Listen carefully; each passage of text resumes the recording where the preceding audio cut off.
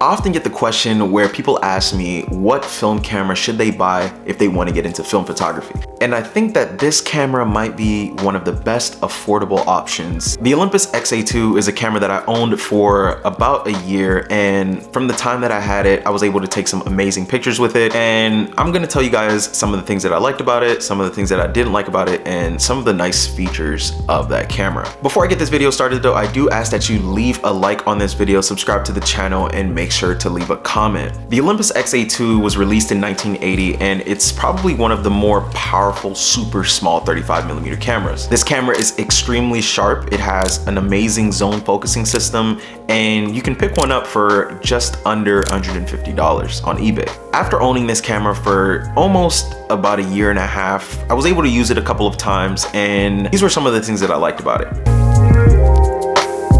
The first thing I liked about this camera was its size. This camera is extremely small, and you can take it literally anywhere. And the fact that it's pretty modular because you can detach the flash really helps it when you want to break it down. And if you don't want to use the flash, it gets even smaller than it actually is. But just because it's small doesn't mean that it's not powerful, because this small little 35mm camera packs a punch with its sharpness.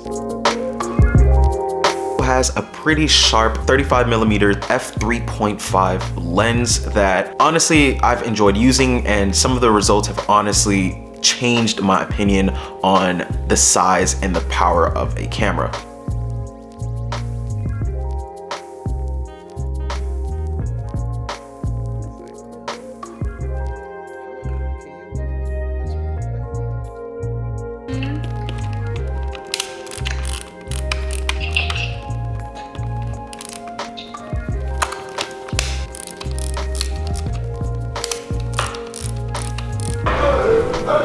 With the Olympus, doing a little bit of behind the scenes.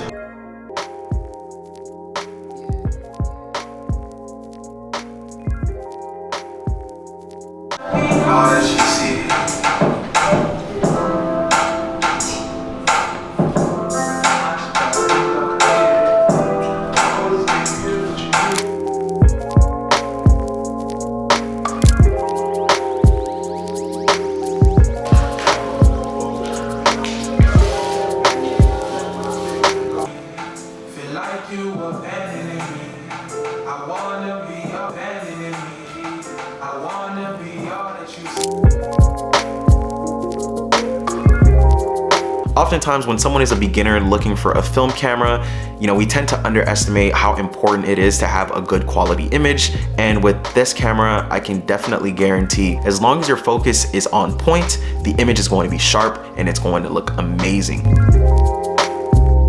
Another thing that I like about this camera is that its shutter is extremely silent. This camera practically has a leaf shutter. It's super silent. You barely ever hear it when you take it out and when you take a photo, to the point where you often ask yourself, did the photo actually get taken?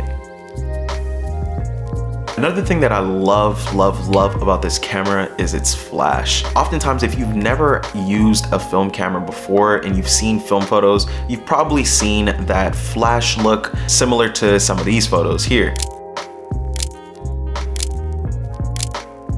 If that's what you're looking to get from this camera, that's exactly what you're going to get. The flash on this camera is so good, and it feels like paparazzi, honestly. Like, you got that picture, and it's just such an amazing look to it. I really enjoyed using the flash with this camera, especially when I take it out at night, or if I hand it over to a friend and they're taking a picture of me. It definitely looks really good. It looks really sharp, and it doesn't look like too much. And you also have the ability to adjust the flash and adjust its setting. You can really have a little bit more control over how the flash looks compared to some other 35mm cameras where it's just the same consistent flash all the time. Okay, so now that I've talked about some of my favorite pros for this camera, I think it's important that I mention some of the cons of this camera. And the first one being learning how to focus. Now, if you're new to zone focusing, this camera usually has 3 features. One for portraits, one for, I guess, multiple people in the frame, and one for landscapes. Honestly, once you get used to it, it's pretty simple to understand, but it definitely takes some time, and the camera can oftentimes choose what it wants to focus on instead of your actual subject. I found myself missing focus tons of time while owning this camera, and it took me a while to actually get used to it. But just about every single roll that I've gotten back, there's always been at least 3 to 5 shots that I missed focus. So it definitely takes some getting used to, but as you get more familiar with it, it's pretty simple, and you just have to be open to the fact that you might miss focus on 1 to 2 shots a roll, especially if you're using it for day-to-day stuff and you're just taking some photos.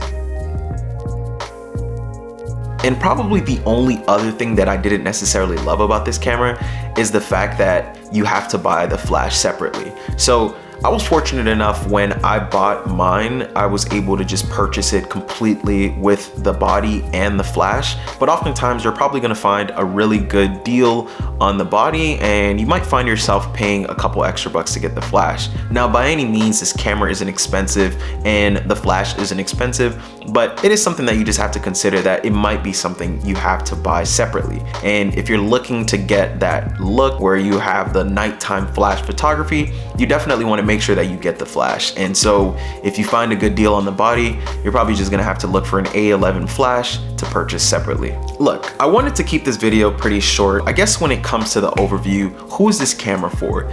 This camera is for the person who wants to get into film photography, or someone who just wants a really small but sharp point and shoot camera that they can keep with them at all times. I've honestly loved owning this camera, and now that I don't have it anymore, sometimes I kind of miss it, but it was definitely for the best. It definitely takes some getting used to, and there's definitely going to be some sort of a learning curve if this is the first time that you're purchasing this camera, especially as your first film photography camera.